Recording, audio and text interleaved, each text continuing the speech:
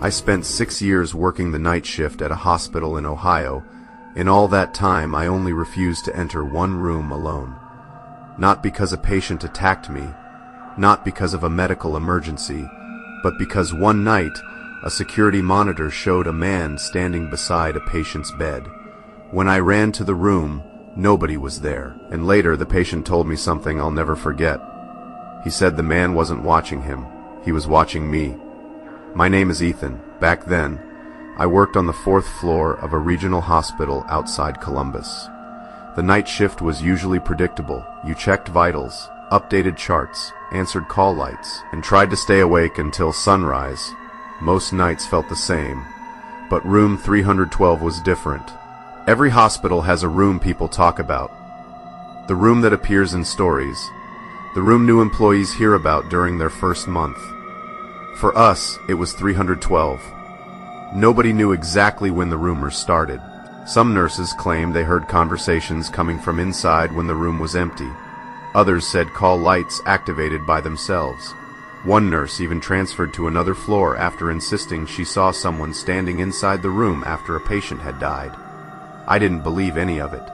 Hospitals are stressful places. People get tired. Tired people imagine things, at least that's what I thought. Then Walter arrived. Walter Jennings, 82 years old, heart complications, friendly guy, always smiling, always trying to make conversation, the kind of patient everyone liked. During his first night, I checked on him around midnight. He seemed comfortable. We talked for a few minutes about baseball, nothing unusual. As I prepared to leave, Walter suddenly looked past me, toward the corner of the room. His smile disappeared. "Who's that?" I turned around. The corner was empty. "Who's who?" "The man sitting there." My stomach tightened. I looked again. Nothing. Just a chair. "No one's there, Walter." He kept staring for several seconds. Then slowly nodded. "Maybe my eyes aren't what they used to be." I laughed awkwardly and left. But something about the way he'd said it bothered me. It didn't sound confused, it sounded certain. Around 2 a.m. I was updating charts when room 312's call light activated. I walked down the hallway. Walter was asleep. The call button rested untouched beside him. I reset the light, returned to the station. 30 seconds later, the light activated again. I sighed. Went back, same thing. Walter asleep, no explanation. I checked the button for damage. Nothing. Reset it. Walked away. Before I reached the station, the light came on again. Now I was irritated. I entered the room. Everything appeared normal. Until I noticed the chair.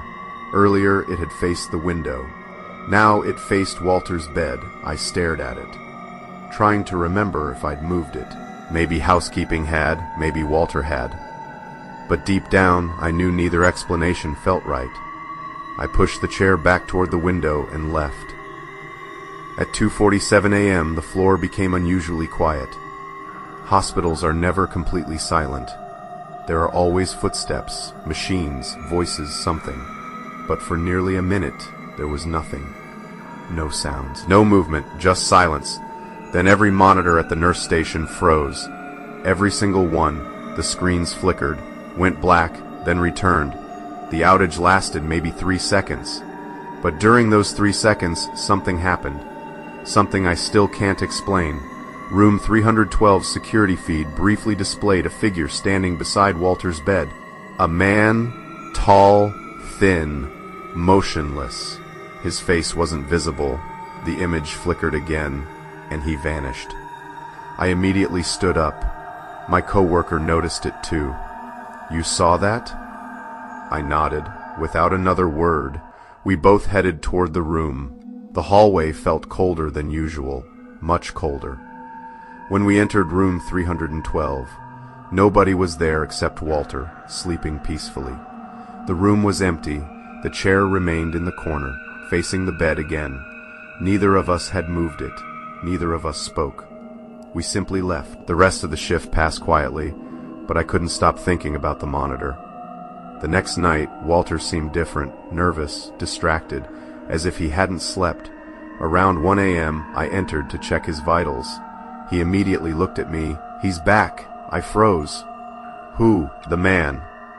I forced a smile. What man? Walter pointed toward the corner. The same corner. The chair sat empty, at least to me. He's standing there. I felt my heartbeat speed up. What does he look like?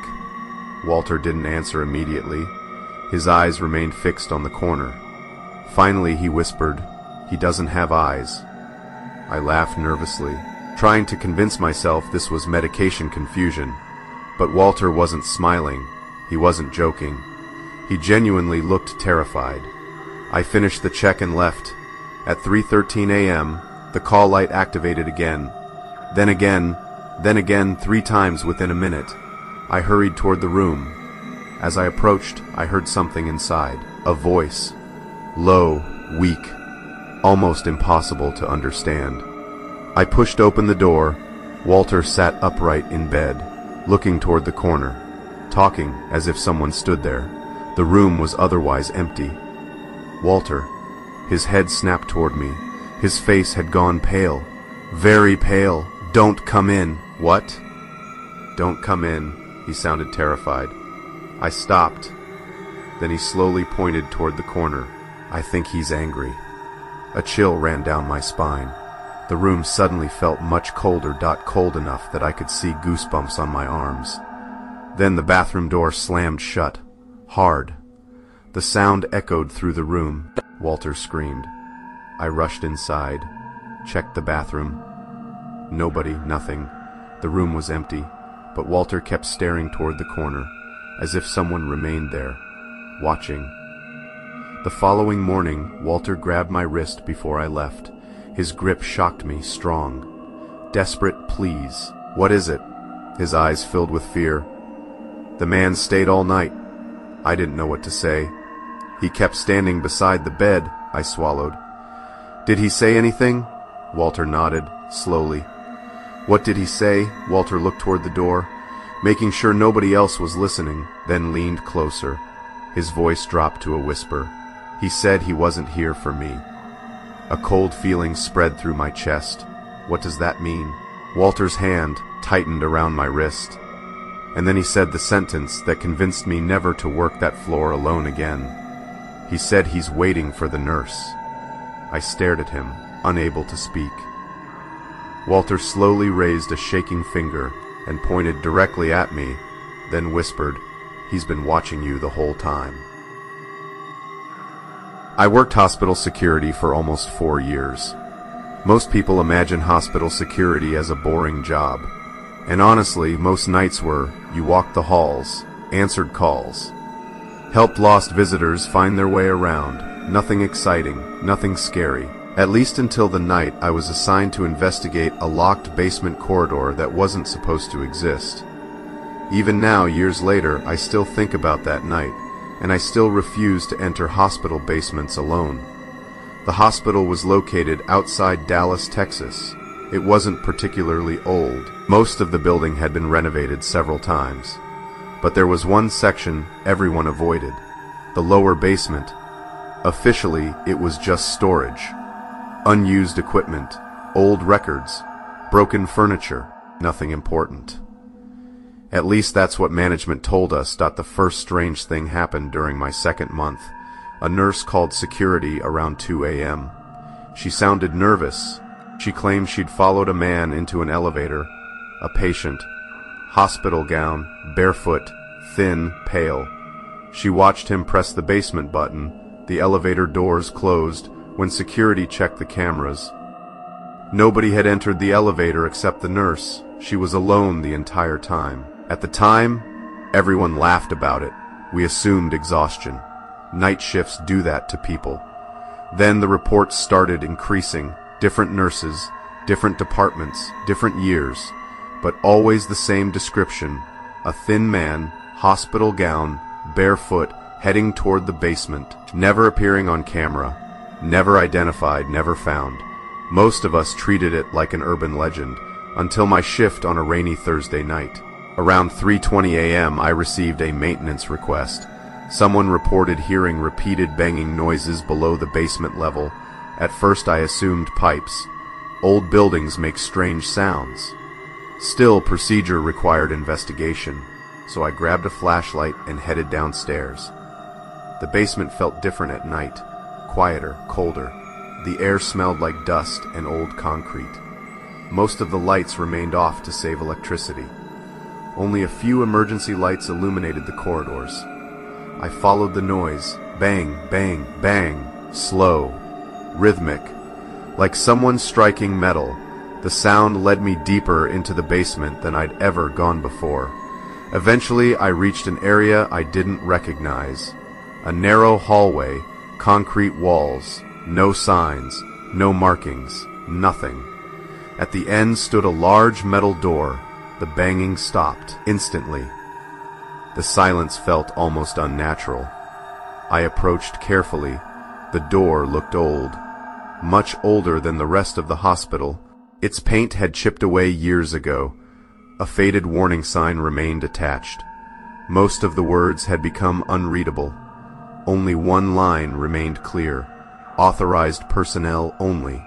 I tried the handle, locked. I expected that. What I didn't expect was hearing something on the other side. Footsteps, slow footsteps. Moving away from the door, I froze. The basement was supposed to be empty. Nobody should have been inside. I radioed another guard. No response. Static. I tried again. Nothing. Only static. At that point, I should have left. Instead, curiosity got the better of me. I reported the locked door to maintenance and returned upstairs.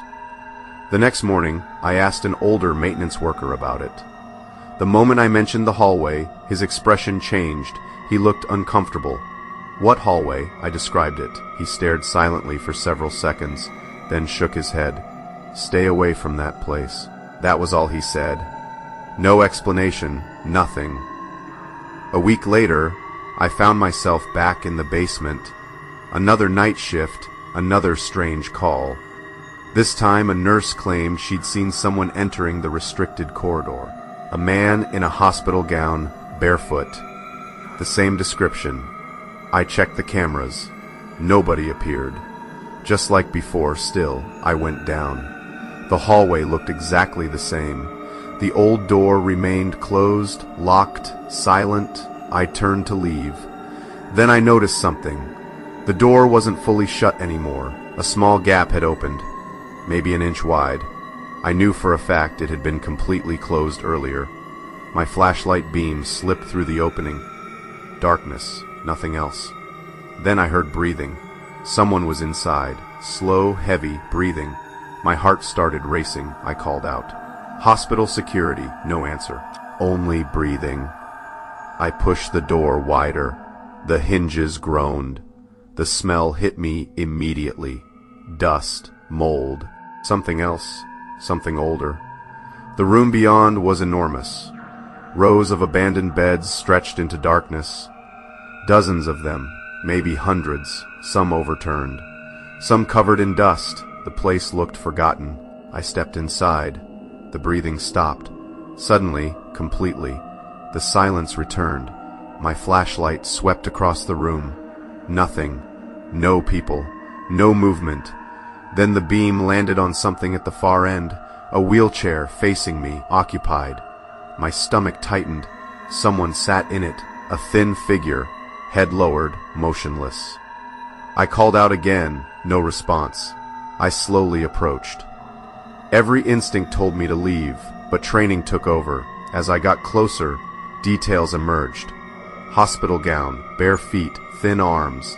Exactly like the description everyone had reported.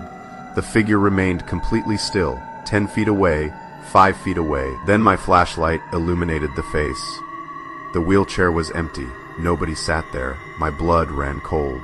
I stopped walking. The chair had looked occupied moments earlier. I was certain of it. Then something moved behind me. A footstep. I spun around. Nothing. Another footstep. This time from my left, then another, and another, as if multiple people surrounded me, moving through the darkness. Just outside the flashlight beam, my radio exploded with static. A voice emerged through the noise, weak, distorted, barely understandable, but I clearly heard one sentence. Don't let him see you. Then the radio died. Every light inside the room suddenly switched on, for one brief second, and what I saw still gives me chills. The abandoned ward wasn't empty. People stood everywhere, beside beds, inside doorways, at the ends of corridors, dozens of silent figures, watching, every single one wearing hospital gowns. Then the lights went out, darkness returned. I ran. I didn't care about procedure. I didn't care about reports. I ran straight for the door. The footsteps followed, fast, closing the distance. I reached the hallway and slammed the door behind me. The sounds immediately stopped, just stopped, as if someone had flipped a switch. The next morning, management claimed there was no abandoned ward beneath the hospital, according to official records. That section didn't exist, but a retired employee later told me something interesting. Decades earlier, before renovations, a long-term care unit had occupied that area. A fire forced its closure. Several patients died. The ward was sealed, eventually forgotten. I don't know if that's true. Maybe it is, maybe it isn't. But I know what I saw that night. And I know one final detail. When I reviewed my body camera footage, the abandoned ward never appeared. The recording showed only darkness. Except for one frame. One single frame. A pale man in a hospital gown standing directly behind me, smiling.